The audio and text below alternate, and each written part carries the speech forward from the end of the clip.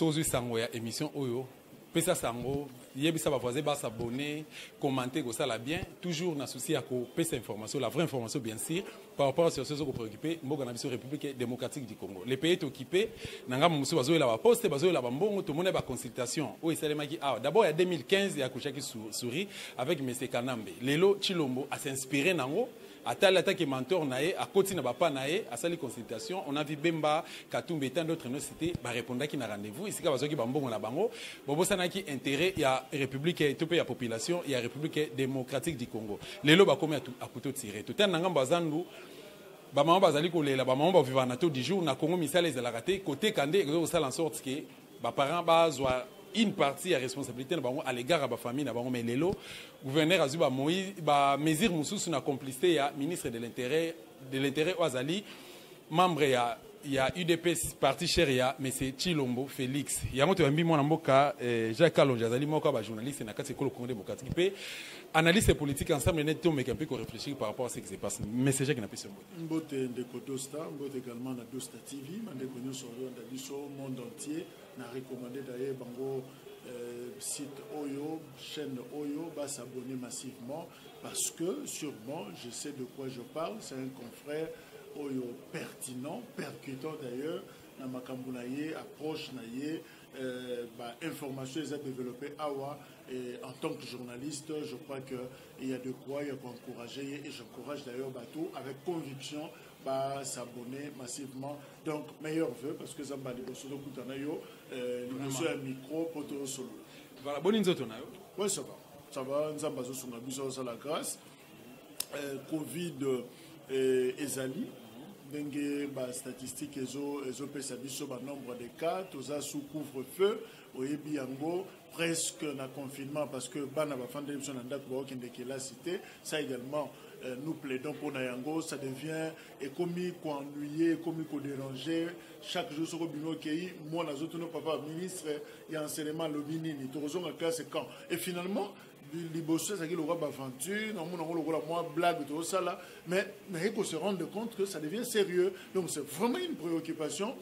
Pour moi, on a très mal fini l'année passée, on commence mal aussi cette année. Donc je me rends compte que comme une préoccupation pour les enfants, et ça la paye une préoccupation pour nous continuer.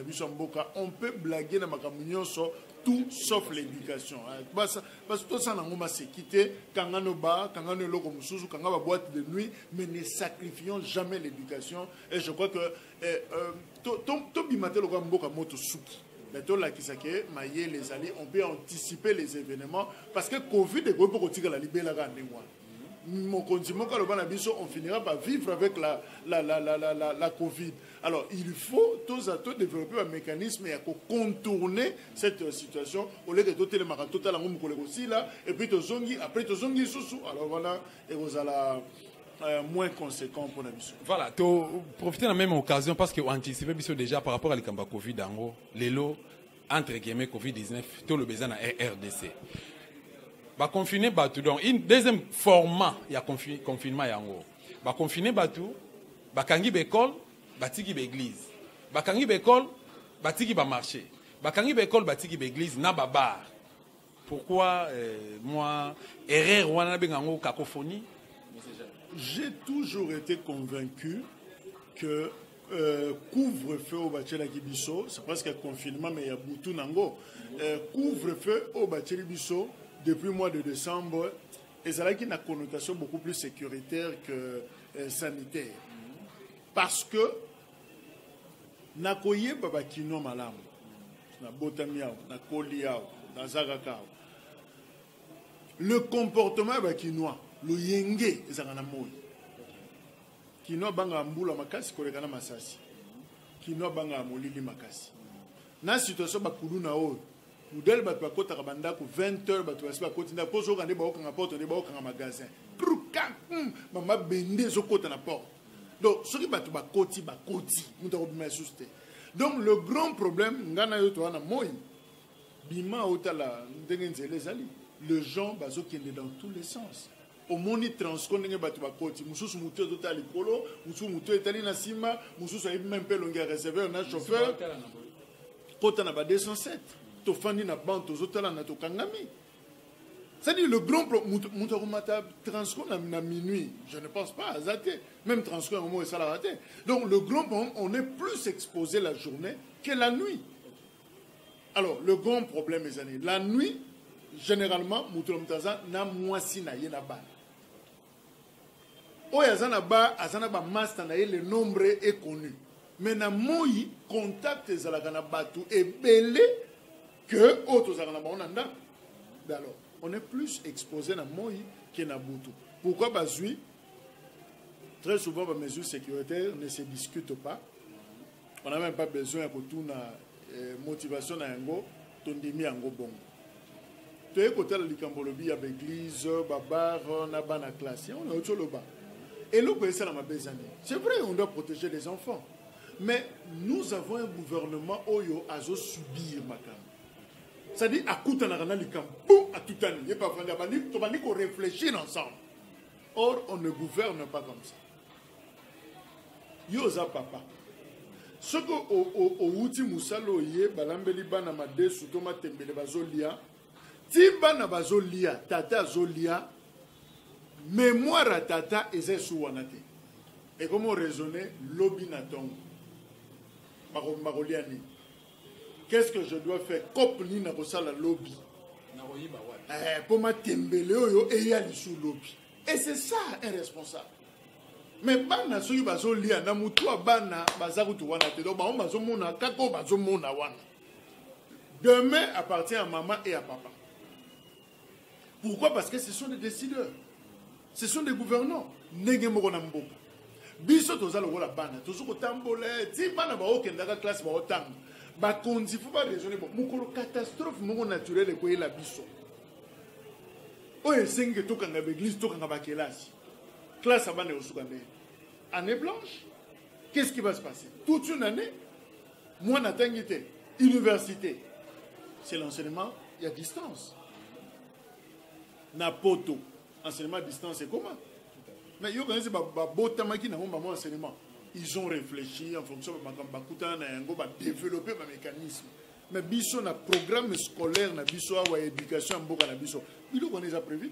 Ceux qui ont côté auditoire, mon professeur, on reçoit diplôme. Donc je pense que biloko wana ba ONG belé spécialisé ba osala ba plaidoyer wana to kendene lo wana parce que to yebi mukolo Covid aussi la té. Le les a 19, le comme 20, le bikuna comme Covid 21, le bikuna comme Covid 22 et finalement sort ya bana et classe et gozala ni et si li to tanga juste ou quoi. À un moment donné, tout le monde a qui ministre a EPSPA initié qui va cours monsieur à travers la télé na RTNC chaque jour à partir à 16h professeur en mathématiques à l'équipe à histoire à l'équipe à zopesa. Est-ce que ezala qui likanisa malamu ou bien est-ce que ba réfléchir ça qui pour que ba canaliser en bon une bonne initiative faite de la mauvaise manière, non préparée. Encore une fois, classe scolaire. Ce qui classe radiophonique, ngana fana ndako na landa classe wana. To fandi la mwana na assistant à batelier sur eloko wana. To évaluer yango. To za na radio moko. Poste récepteur moko. Ozana bana 8, 12. La 6e aza. Ya secondaire aza. Premier, deuxième secondaire, commence au 7e, la 8e. Il y a maternelle à ça. Moi, la 4e primaire à ça. Ce qu'on radio, on a dit on a mauvais fondé dans la match à Léopard. On a mauvais fondé dans la mambagno sacré, n'est-ce pas évolué. Na kotiki la nani radio. Pourquoi au kuta bana ba pandi ba pikoli na mi soulignon sur 4 radio ba bimisa mo libanda. TV au kotiki la nani TV na télécommande. Et fana maboka nani. Na ba condition na biso. Ce n'est pas que la chambre à parents TV ça. Tous les gens ont moko. Bisous total la programme. Au côté que la bande journée mon battre la TV. Et puis si TV ou radio, n'allez on somba pile. Dans un bon gars badesu, il y a matembele. Mais dans un bon on somba pile. Pile moko et comme combien. Ce qu'on est la télévision. To comment ma débat unique courant. Beaucoup font la journée on va courir à 22h. Et il y a 23h et 4h. Parce que Yoko la Moussabana, la Mouka, école radiophonique et bandit, boy, on a minuit. Et aussi, Donc il y a un sérieux problème. Au moins, il va paramètre et ça du vécu, et ça du loco, aucun parent quinois congolais a rencontré des gars. Je n'ai pas le quinois parce que c'est encore gravissime. C'est exactement somme. Par exemple, j'ai vécu dans Mbandaka. Mbandaka Kourezate. Dans le bien, à Talitanga, il y a courant exact. Il y a des gens qui ont au moins qu'ils sont sans objet. Ceux qui battent Mbandaka dans l'Équateur, ils ont la biso. On est sans objet. Déjà courant, c'est-à-dire en commençant par la résidence à gouverneur, bâtiment administratif, et ce que gouverneur a ça et l'eau qui a été. On a fait un C'est quoi au besoin? On a un groupe, non? Voilà, tout le monde peut évoluer dans la réalité de la République démocratique du Congo. Un jour, ce Congo est comme libéré, tu peux trouver une solution pour nous parce qu'on a compris finalement qu'aucun politicien n'a un souci il y a qu'au développer la République démocratique du Congo. Tout le monde en conclusion que par rapport il y a une analyse élément invité na biso a dit que numéro wana likolo de Tolandi coronavirus na Kinshasa. Et ça n'a pas parce que ce qui est là qui n'a pas condition. Par exemple, il y a PC, des bisonions surtout ce soir qui ont peut aussi tout koufi. Tout à la bas bazali kolela, mais c'est Jacques. Bakangi Zando monene uta lobby et les kaki le 20 janvier 2021. Zandu bakangi yango. D'abord, raisonni bakangi lango et puis pourquoi? Et puis ndenge bakangi yango wana ba maman bateka kana éviter plus de 2000 à 3000 personnes, 3000 vendeurs au bateka kana grand marché wana ba ko vivre les. Selon le directeur de cabinet, il y a le gouverneur de province, Jean-Tinin Gobila, à Salaki mise au point, à l'objet que Bazo Kangazandu, pas pour battre Yango, Bazo Kangazandu, ou ba réhabiliter Yango. Dans le cadre du programme Kinbopeto. Les lois images dans l'équipe, na Tongo, Bazo Bouka, ba Mesa, il y a ba maman. Encore une fois, on a vu que tout ça, ba Kinois, tout ébi. Ba gesticulation ba maman ba sala rapose au mesa na zandu ça s'achète ba futa rambo moi c'est ko ko tchamu bali na pression lukela ngambongo na somba mesa na zandu azana fond ya $50 mais mesa zo coûter 80 ou $200 a sombi mesa à 200 pour bandoter kabilo ka 50 yo yé au bouki yango et de la manière la plus irrespectueuse on sentit sans pitié boutou on casse. Je ne refuse pas. Le sol et le sous-sol appartiennent à l'État. Mais le droit nous apprend quoi? Tant que bouki bongo, compenser un gros, ça moutona moins loco. Parce que bah lobby que bateau bah outil nazan de baokena bah marché nous sur les penepenea, notamment marché à Kalembelembe ou na lingwala, marché au Kabinda école moko zana Kabinda plateau, bah bouka école bah tiango wenzi. Batumusu ba okende kuna etala na gina lupangu ya Schengen kala na rai après rai wenze muso ezali yo yebisanga nde kona ngai mama o ya perdre $100 na 200 passion ba mesa na zanda munene otindi na marché liberté to na wenze ya Kalembelembe kuna kokuta pe batu sadi ye fami sombele so mesa na akozombongo so mesa mumbongo malonga pesate. Est-ce que ce monde a dit que Bobo minde commerce, Bobo mi copa moto? Et c'est fini. À côté de mon cher ami, quand moi t'es sur le zongi sur na yo na micro, tu vas dire qu'on compte nombre de bateaux bakoufi, mais que tout n'a pas été sur bakoufi na Covid. Mais na web sur bakoufi na souci, bakoufi na stress. Et un gouvernement qui pose des actes pour tuer ses propres administrés, tuer sa population, c'est un gouvernement criminel. Quand on ne se pose pas de questions sur l'avenir, je vais poser un tel acte. Et l'eau qu'on dit en termes d'incidence, en termes de conséquences pour la population. Ceux qui sont responsables, tu ne te poses pas ce genre de questions-là. Dites-moi si je suis responsable. Moutou a signé document, décision, on a comme Jean-Tinin Gobila, Mbaka, yende gouverneur et la ville province de Kinshasa, balobi na complicité ya ministre de l'Intérieur ou azali membre cadre na kati ya IDPS. Mais ba français ba lobby na concept mo ba lobby qui ne dit mon consent. Okoko expliquer mo comment. Qui ne dit mon consent. Taso ili kambozali silence musu ba fanda ka kimia et koko za la langage. To ebi d'ailleurs na communication, le silence c'est aussi une communication. C'est un langage aussi. Alors pour fanda kimia na makamsusu eli kolobake ozana yo d'accord. Pour ceux qui sont d'accord, tu as télémélé. Mais si télémélé, c'est que aux anakat. C'est que Félix est complice, il y a malheur et maman. Justement, parce que depuis le Lokoane Salemi, on attend voir. Le peuple d'abord. Point de vue, il y a président de la République. Mais je crois que Eza d'abord Kokende Moussika. Hein? C'est vrai, le président peut et doit dire un mot. Ce qui la population a menacé. Mais je crois que tout Kende de manière échelonnée. D'abord, on a rappelé que Bato Liboso qui va réagir. Eza ba élu, il y a population Bengani Nazang. Ce sont des députés provinciaux. Kinshasa des députés, c'est l'organe délibérant. Gouverneur a géré directement la présidente de la République n'a noté, mais par ses députés. Bah continuer à Liboso, c'est l'organe délibérant. Mais ceux qui vont passer l'été président, mais bah ça l'était pourquoi? Pourquoi tout sauter bang? Allons-y mollo mollo. Pourquoi tout sauter bang? Mais tu as vu député Nabiso Mukebaï et tant d'autres noms. Le président a se coiffé. Hein? Ezana Souka. Mais commençons par le commencement. Où sont ces députés? Justement, il y a un lobby, il y a un cours à gestion des ressources humaines. Ceux qui, les collaborateurs, le président, ont la décision à Souka. Alors là, je crois que la Lingi n'a compris dans Malobanayo, nos députés pour M. Bafaï. Tout à fait. Président Godem Poy, l'Assemblée a failli. Ministre il y a intérieur. Parce que la fois passée, il y a un dossier bloqué qui n'a sous tant de confinement.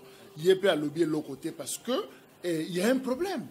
Les syndicats, les vendeurs, les benga téléphone, ils ont des émissions. Tu as vérifié nos situations. Tu as vérifié et il y a tension déjà. Or, le ministre intérieur a chargé, il y a ordre public, il y a sécurité. Alors, ce qui déjà est l'autre moins une menace.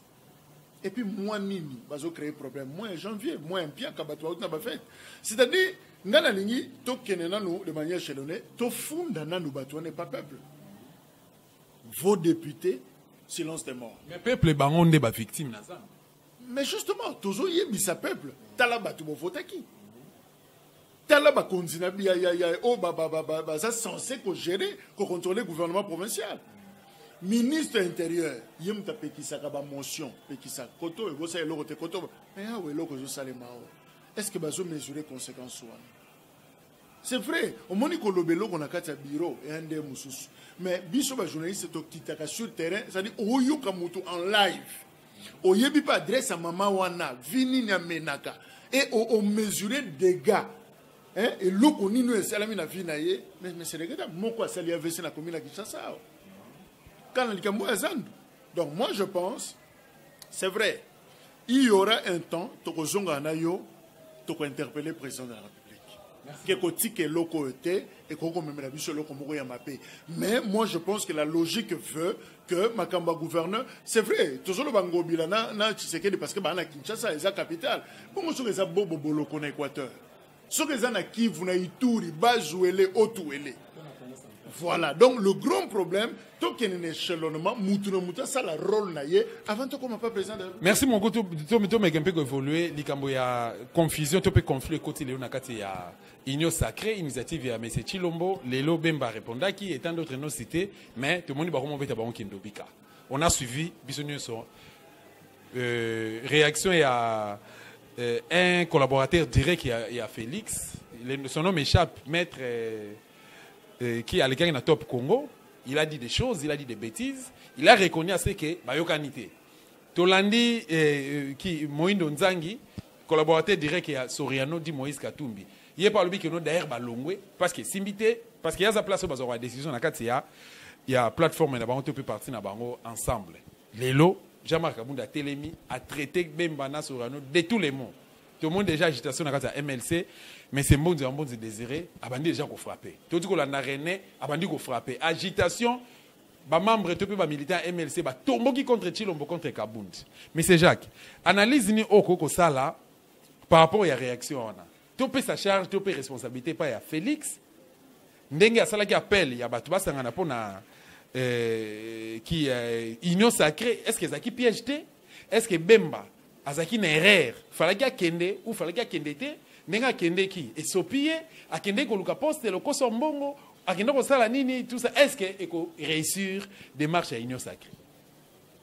Je crois que responsabilité ça de part et d'autre. Le débat ezali likamba cahier de charges. Et logo yo sengi qui aura quoi? Nani sengela zo nini na nzungo bazolamba. Voilà. En fait c'est ça. D'abord likamba partage de poste et pas ba politicien. Ils loko ya kokamwate. Parce que pouvoir, c'est vrai, c'est pour gérer la cité politique, c'est pour gérer la cité. Mais évidemment, on gérer en fonction de l'attribution de l'attribution. L'attribution, ce sont des postes. On a le droit de nous sentir les compétences sur l'attribution. Donc, ce qui doit s'opposer à tout le monde à commune la ligne, voilà, on comprendra qu'il est soit bourgmestre, il est soit à la responsabilité. Il faut. Donc, ils ont son idée pour un policier de dire je veux avoir tel poste. Le problème, ils ont bateau bateau câble. Bango de baby quantité ça n'en so ba moni ke ki bakuli oyo na ngwele ki munene e ko toka biloko belé au senge belé voilà bango de ba ko interpeller. Mais le problème ezali il y a ko présenter likambo na place publique. Ezali pas Moïno Nzangi, ezali peut-être pas na ba ndeko ya UDP, c'est Jean-Marc Kabou. Si et seulement si logique ezali ko poursuivre ba négociation, je pense que de part et d'autre ba ko za na mo arrêter. Moïndo pouvait se maîtriser. Jean-Marc Naoki Bandeko IDPS par le non. Jean-Marc est venu clarifier parce qu'à mon avis déjà Kotoyo, il loba le bekoma qui trop. Il est pas yé, boum, akitu a vérité dans mais ça pour pas yéba. Je ne pense pas que ça aiderait le peuple congolais. Ba débat wana. Ko yeb makambona nyonso et ko aider peuple ne logo côté. De part et d'autre, on a pas quand wana et c'est là qui va se maîtriser parce que mutuna muta kendaki en a mes conscience. Animaki kwa adhérer les locaux la conviction là je pense que il fallait que s'assumer pour qu'il y ait des kino na suka ba tractation politique zaka yo le bini au primature yo le bini assemblée yo le bini au ministre ya travail yo le bini vous discuter vous kakola quand tu kakola ba prix na zambi ta bon OK tu suki awa to yokane et ça la marque et loko ezo le kalelo et Kabila kutana na yango Joseph akutana na yango na cadre ya majorité azaki nango ba ati azaki d'accord te ou azaki ba yepe ba benga ngo gestion des ambitions et kabola raba gestion des ambitions ceux qui ont la grandeur te bon mati pendant l'icoloté et qu'on pose problème. Donc je pense que la page semble être tournée d'autant plus que communiqué conjoint ya ba Katumbiste na ba Bembiste en fait la plateforme oza na bango ba lobby que c'est vraiment comme Kabunda lobby eza faux ba contredire et puis ba lobby ba kena logique ya poursuivre ba discussion na bango. Donc ba se retirer te ndenge Moïno Nzanga lobaki bazo koba on a ce que ba comment sa population bazo koba masolo na bango. Alors on est sur bazo discuter placer le bambango exactement passé mon tiko bango biso ndimi malgré magamio so eleki to continuer na biso. Alors moi je pense qu'on continue le problème la grande question de Kodo Saïzani. Le peuple est dans tout ça. Gouvernement Iloukam. Bafana na kiti boy. Tozo kende, tozo kende. Je ne pense pas que le ministre va travailler des choses. Moutouna mouta comme na téléphone, na WhatsApp, sur les signaux, sur les télégrammes, il n'y a pas de benga. C'est que je ne le vois plus se concentrer. Via aucun de toi, aucun de est-ce que Sylvestre a causé la toi, causé la tête, est-ce que Bissou m'a solo et Bino plateforme déjà qu'on a ma solo qui toko bayambi bino bien, Bissou betam so roya. Donc moutouna un moment de toloba, dosta, ba bossa ni na bango Bissou. Yogoto ozana mutu ya ministre ta moroté. Mutu pas occupé Bissou. Ce qui peut classe rozong, ezong. Ce qui peut zandu bobuka botumba. Mutu asa kuna te tout le monde ne joue que na survie. Et c'est très dangereux pour un État. Tout ça n'a un jeu est belé. Dans le mois de décembre, Félix Alobela qui de 2 ans, les lots de Robert Alisolé à 3e année. Mais la pour quelle raison on est en train de gaspiller le mois de janvier déjà. Discours il y a union pour la nation et l'Obama qui est en octobre. Octobre, novembre, décembre, janvier. 3 mois déjà, il y a 4 mois. Toujours quand on est en février, semaine à souka janvier, toujours quand on février. C'est-à-dire on ne parle pas. Et ça déjà 12 mois, moins 2 mois, non? 10 mois, c'est quali. Après, au moins, en 2021, et les qui n'ont pas. Parce que s'il était. Logique, Zali, l'Union sacrée va réduire le nombre de ministères. Parce que nous avons proposé que la consultation présente à l'Obakiango soit 30, 40 ministères. Et Bokiango bateau ba yena Union sacrée. Tant qu'on a 40 ministres, nani arutikala, nani arukota. Tant que vous avez kabola ba entreprise publique, yeba ke ba mécontent ba kobima. To ko zonga na yo sur une émission a aussi invité. Oya ba ndiko finga, oya leki nous, beben mécontent, oyoka ba déclaration. Donc ça ne fait que commencer na mais la gestion des ambitions et ça c'est tout un processus et aussi la lelote monte les années liboso. Donc makambe aussi là, Mukolo Félix a signé gouvernement ba leki na bureau ya makambe bandisiko. Donc, on a ce qu'on oppose contre l'Union sacrée, on a critiqué Bango, Moutounio son accueilli avec calcul. On les côtoie tous, on a Bango. Chacun s'amène avec un. Le lot, ça bemba, ça katumbi. Mais Ebele peut passer dans Simon, il y a un calcul, il y a un cahier de charge, un agenda. Donc, tout le monde a yé au Luka et Logo. Mais quand on le reçoit, ils ont une hypocrisie spectaculaire. On ne vient pas pour des. Disant qu'il ne se bat pas pour Nanan. Nanan a eu la politique pour sa poste. Caméra qui a signé cash na Kenya à Sengagini. Primaturité. Alors, il y a comme premier ministre Félix Tshisekedi. Ben alors, Martin Fayulu a zo bunda, ezali kamani. Vérité des yeux, c'est pas de devenir président. C'est-à-dire, Moutounionso, Aza, même moi si je suis politique, ok, merci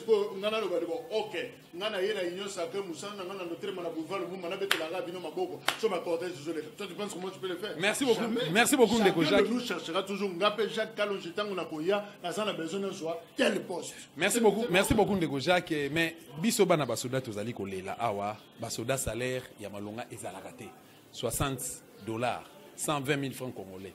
Baso mbelango saki afufu saki makalo beba futela yango ndako. Yami balé basoda biso à l'époque batata na biso bazalaka na eloko babengaka kala na kombo ya pension. Mbonga pension ebanda kobima. Lelo ezalaka lisusu te. Basoda babosana na bango. Na kati ya armée tu as en présence il y a des soldats, des officiers étrangers. Bazana ba poste clé. Lelo Félix a ce qu'on nommé na poste moko likolo o to tiango entre parenthèses un certain général azana nationalité rwandaise. Ndeko Jacques Lelo so koti na kati ya Kalufungula, Kan Mobutu, Kan Badadingi, Kan Kokolo, Kan Tchatch, basoda bazo vivre le quoi ba sinistré. Kindumba nde kindumba, pasi nde pasi, mawa nde mawa. Okosa commentaire nini peuple congolais au Holanda biso à travers le monde bien sûr na Nico Adosta télévision. Bana basoda pe bazo Holanda biso, basoda bazo Holanda biso c'est peke ba officier pe ba Holanda biso en tant que mwana ya soda ya kala. Okolo bani. Je fais une émission spéciale Holanda Kiango d'ailleurs oui. Sur Makambouana. Je suis très mal placé d'ailleurs pour Nakolo Belango en tant que journaliste, mais en même temps avec mon cœur. Nazam Mwana Soda. Tata Oyanga, Zesuna Bomoïté, paix à son âme, depuis à Kotine armée depuis 1958. À Koufine en 2016. Pratiquement 58 ans en armée. Donc Bomoïne Mobimba. Vinaye, à côté de 18 ans, à Yego Koufa, je crois 6 ans, à l'équipe Vinaye Mobimba. Biso nyos to botami.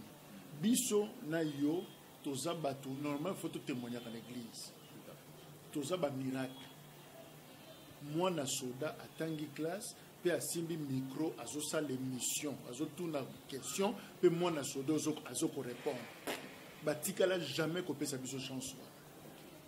Na normal ya ndenge to vivre, batikala jamais ko pesa biso chance.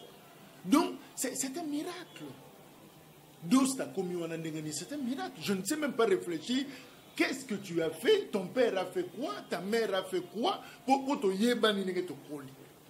Vi oyo l'État congolais a pesa biso tokola. tout le monde attendait de toi un koulouna. Ngabanda Rosela, balado. Ouais, mandian. C'est tout ce qu'on attendait de nous. Les gens peuvent être étonnés, mais moi, oh, journaliste, moi, na soda, on dit, na koli na kan kokolo, na koli na kan lufungula. Mais je te dis, mukolo to pundi, papa na biso, arma pesi a taille loko mokote. Nyonso, to sombi, tenu o bakundela enang, to sombi. Drapeau, bacha likola c'est un cœur, to somba. Fanfare, clairon et kobeta, to loi. Bateau, comme ma cercueil, ma collègue naïe, tout bazoua et loko na ba. Espace au balilai. Même motard ou à conduire. Nyonso carburant na ba. Carburant. Le kolobazoua ko benganga, ya ko zombongo oyo babimisi pona mabembe. Et bembe ça kunda makala.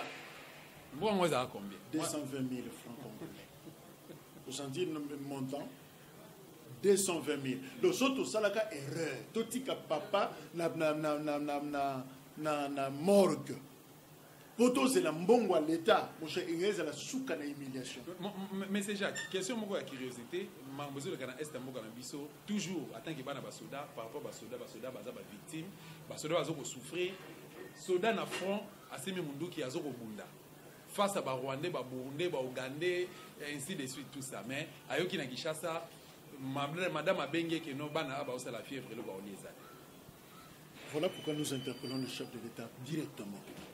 Monsieur le Président, pensez na social, il y a pas policiers, pas militaires, trop de promesses, n'a pas force de sécurité nyos. Trop de promesses toi. Question na kotuna yo. Basoda ngo basaka combien? Basoda ngo basaka combien? Baleki 1 million ta? Tayé effectivement ba militaire a bien monter. Baleki 1 million ta. Comment yo au bano ya yo baleki même pas oyo lembe la bango nous a mega ba $100.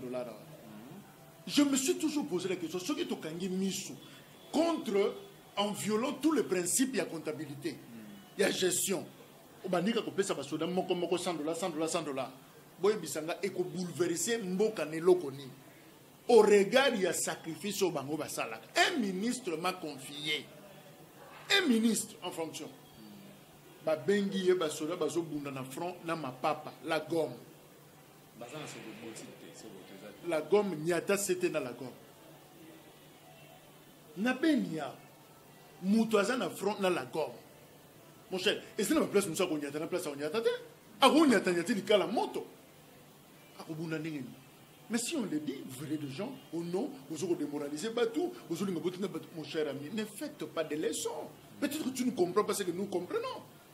Batata la mso qui tona awa to bungisa ba parents ba famille et puis kota lo yenge bana ba kenda ki ndumba ba bota o ba kana ba bota te ba kota mabala yo ko sala biso leçon parce que nous demandons simplement batata la mso yo so mona soda leki na canal pour solo yo a toche micro ko mona soda ko ya mais combien ba sola kana biso so ki biso ba dépendant to zui maloba to loba to sa pe na besoin bon ngota. Papa Akoufa. Si Azagi vivant, bon malonga tout ce monde. Akoufi. Maman a 30 000 francs congolais. 3 0,4. 30 000 francs congolais. Donc, net, $10. 15 $. Bah alors. Yo yebisanga siko. Donc, veuve militaire. Si on ngana que salaire ya mobali nae, ils en a 15 $. Ngana que ne tia motema na 30 $. Tout ça combien la famille? Maman ko ça na moni. Donc, quelqu'un qui a donné sa vie pendant 58 ans. Quelqu'un qui a pratiquement tout fait, à sa même de sécurité à maréchal. Aujourd'hui, sa famille gagne 30 000. Et vous me dites, non, Kolobate, Mbokezabniente. Non. Ne blaguons pas. Moi, je pense, message clair dans la présidente de la République, on a assez négligé. Merci pour Nabiso, ça quelque chose. Batale sika bazo fanda, babongisa soin na bango ya santé, babongisa école ya bana basoda, kolia ezonga malamu, kolate basoda. Ça fait partie de l'image de la République, batala yango malamu, motivation na morale na bango et kozalo ko moka malamu déjà loko bangela bango ça parce que ils sont très disciplinés très compétents pe bazaka na mouri ya mboka toko bangela bango te to tchande bango à l'aise. Merci beaucoup to komi na suka message qui metoko clore émission au dessus to lobeli kambo qui passe mboka na bisote guerre na est ils ont continuer mais to moni aucun politicien lelo aucun politicien congolais même monsieur Chilombo aucun politicien ou a télémi pour qu'il a compatir a motiver toi encourager bandeko zo bazolo kana mambozolo kana est mboka na bisote zo mona période de festivité à fin d'année a ba ko kata ba tumitu makilezo ko tanga to ça ba image mususu moi ko diffuser on était parce que sinon bon moto ko zalaté par rapport aux occupations rwandaises dans la République démocratique du Congo. Et puis, tout le monde, président Honoré Ngbanda, semaine passée, a eu la révélation moko impossible à l'objet. Ba fande libiso, pe ba Rwandais ba occupé mboka na biso ba changer stratégie. Félix Ayebi yango, ba politique ne so ba yango mais il ne disait rien. Deux choses. Dossier et occupation RDC, je ne suis pas pessimiste. Et que Simba Kate, et que soit dénouement mon côté. Pour na biloko mibale. Un, inconscience. Il y a classe politique. Microbe ya RDC comme on a une classe politique. Azana ba dirigeant, ba politicien inconscient. Irresponsable. Bazouaka mesure ya likambote. Grandeur. C'est-à-dire mon likambo bisoto danger za liboso na biso. Ba mon ngote. Chacun est dans la individualité, a raisonner ba intérêt na ye privé, dans lieu place, il y a intérêt collectif, ça c'est l'inconscience. Et ça, le rôle de Tata, Bana Baliete Nanda, Kumasombi, Kwangana Dendo, Matili Kola, Clôture Yami, Azoko Lia Likolo, Bana Bazana Se, Azam Mutuboko, Tindikana, Yena Mir, Bakoya, un irresponsable pur. Nebiloko, ba policier, M. Basala. Bino Bozo Lela, Yasombi Kwangana, Azomi lié la seule, sans penser la peuple. Deuxième raison, l'infiltration. Mon cher Dosta, nous sommes infiltrés au plus haut niveau, le niveau Morosarnate.